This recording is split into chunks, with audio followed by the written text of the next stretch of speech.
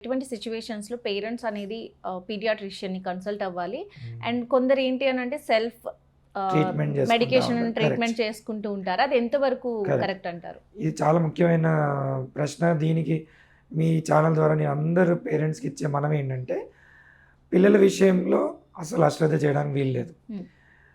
అసలు మందు వెయ్యాలా లేదా అనేది ఫస్ట్ క్వెషన్. Yes sir. ఏదో మనకు తెలిసిన తోచిన మందుతో రికవర్ చేద్దాం అనేది అది కాదు. మనం అలా చేయకూడదనమాట. వాళ్ళకొచ్చే సమస్యకి అసలు మందు అవసరమా లేదా అనేది ఫస్ట్ ఆలోచించుకుంటాం. హ్మ్. అది ఏ దశలో ఉంది ఎగ్జామినేషన్ అయ్యే వరకు మనం చెప్పలేము. హ్మ్. చూడ్డానికి బయటికి ఆడుతూ పాడుతూ ఉండొచ్చు. ఓకే. వితిన్ 6 అవర్స్ వాళ్ళ ఐసీయూలో ఉండొచ్చు. యెస్. అంత ర్యాపిడ్‌గా ప్రోగ్రెస్ అవుతుంది. ఓకే. సో, కాంప్లికేషన్స్‌ని అంచనా వేయడం ఎగ్జామినేషన్ అయ్యే వరకు పీడియాట్రిషియన్ కూడా చెప్పలేని పరిస్థితి. ఓకే. సో, ఖచ్చితంగా తీసుకెళ్ళాలి, చెకప్ చేయించాలి.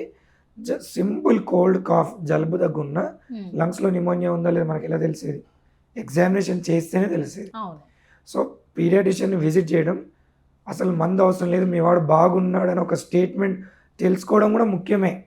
అలా కాంప్లికేషన్ లేదని తెలుసుకోవడం కూడా మనం విజిట్ అయ్యే వరకు ఎన్ష్యూర్ చేయలేము. విజిట్ అయిన తర్వాత తగిన ట్రీట్మెంట్ పీడియాట్రిషియన్ చెప్పింది బట్టి, మోతాదుని బట్టి, హ్మ్. అవసరమా లేదా అని బట్టి ఎంత వాడాలో, ఎంత మితంగా వాడాలో అది పేరెంట్స్ ఎలా అసెస్ చేయగలుగుతారు? అవును. పీడియాట్రిషియన్ తన ఓన్ పిల్లలకైనా ఎగ్జామినేషన్ చేయలేము ట్రీట్మెంట్. అవును సార్. సో, ఖచ్చితంగా విజిట్ చేయాలి ఒకటి. రెండోది హ్మ్.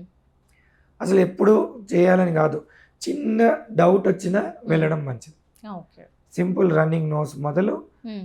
సింపుల్ లైట్ ఫీవర్, జ్వరం వచ్చిన డే 1 నుంచి వెళ్ళినా తప్పు లేనే లేదు. ఓకే. ఓవర్ కాషియస్‌గా ఉండడమే ఇంపార్టెంట్ దాన్ అండర్ కాషియస్.